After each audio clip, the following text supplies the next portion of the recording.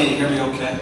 All right, even over there. Where do the seniors sit? Freshmen, do we still do that, or is everyone just divided? Not today. All right, well, I'm excited to be with you this morning. I am a news anchor at KSNT in Topeka.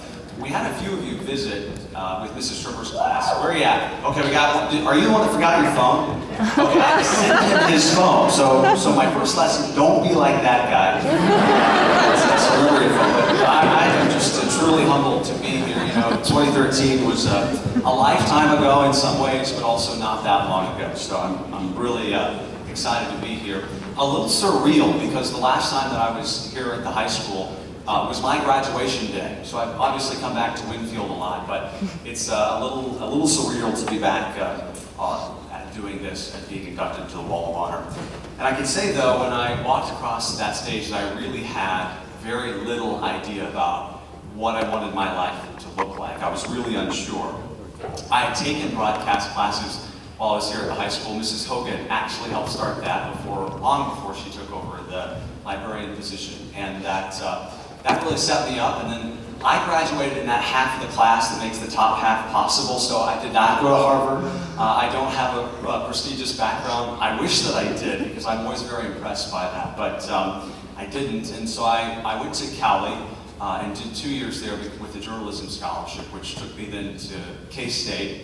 And then at K-State I got my first job as a part-time bureau reporter the end of my junior year of college. And so that set me up, and I eventually became a weekend anchor. And then in my current position, I'm a weekday anchor. But I don't want to spend too much time on my bio, because really as a journalist, I'd much rather, and far more comfortable telling other people's stories than I am talking about my own.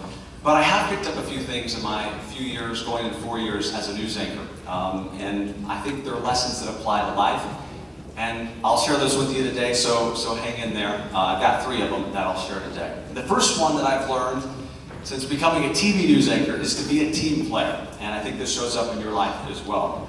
We have a staff of about 75 people on our station staff, and about only a quarter of those people will ever be on the air. That means that the rest of them are directors and producers and editors and salespeople and engineers, managers. Those are people that will never be on the air, but every person is vital to the success that we have, and vital to the job that I do, of course. At the bare minimum, it takes 13 to 14 people just to get the signal up over the air. So it's important that we work together, and I learned a lot of those skills about teamwork and working together here at the high school. And really the lesson there is that hard work and showing up are vital. If I stumble through scripts that reporters worked all day on, I ruin their work. If I look at the wrong camera, I've ruined the work of our director. If I get to the set late, I've made it hard for our producer. So it's important that I show up and work hard, and that's the same for you. The best quarterback can't win the game alone. The best violinist can't lead the orchestra alone. And one student can't plan a homecoming dance. All those things that you can relate to, of course. So our lives require us to show up, work hard, and be a good team player. The second lesson is always look for the helpers. Fred Rogers, anybody know who Mr. Rogers is? All right, so you got Mr. Rogers, there we go. All right, Mr. Rogers, he hosted Mr. Rogers' Neighborhood on PBS, and he once said in an interview that his mother would tell him when he was young that anytime he would see something bad on the news, to look for the helpers. And I found that to be true. We tell a lot of bad news and bad stories, but there are always helpers. For example, this spring, I was on the ground just minutes after a EF3 tornado ripped through Lawrence and destroyed homes there. But then I watched people go door to door to check on their neighbors to make sure they were okay. And watched as church groups showed up to sift through the debris of the people they knew without ever being asked. These are examples that in any situation, good or bad, big or small, in the news or in our personal lives, that there are always helpers. Help me out with this one too, because I want a little audience participation, because I think this will help prove the point. Bear with me here. Close your eyes for just a second. I'll make this quick, all right? So kind of close your eyes, all right? So when I count to three, I want you to open your eyes, and I want you to look around for anything that is red, and then I want you to shout out when I count to 3, right? So you got the directions, you're to look for things that are red. All right, 3, 2, 1, go.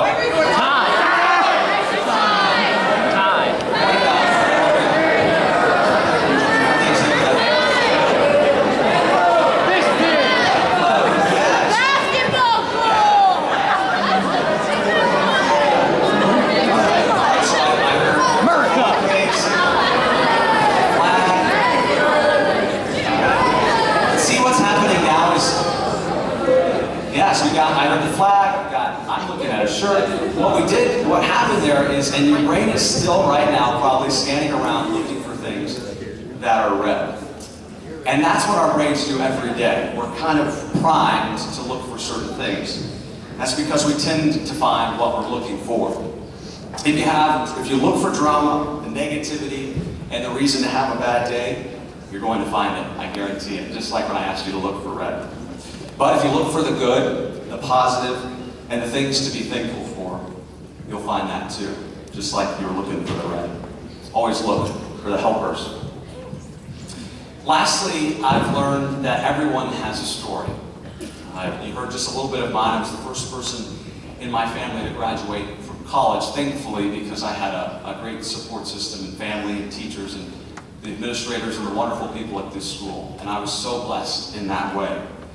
But all of us, all of you have triumphs, successes, and failures that make up who you are. But the great thing is that you get to write your own story. You're in control of the headline and how that story turns out. If you don't like your story, you get to write a new one. There's still time to do that. A word of caution though, don't get caught up in the past. If you spend too much time there, you'll miss out on the adventure of your life. Everyone's got a story. So what's yours? As a wrap up today, don't forget, be a good team player. Always show up and work hard. Look for the helpers, and if you can't find one, be one. And you're in control of your own story. Make it a great one. I'm rooting for you. Go Vikes, be kind, and do great.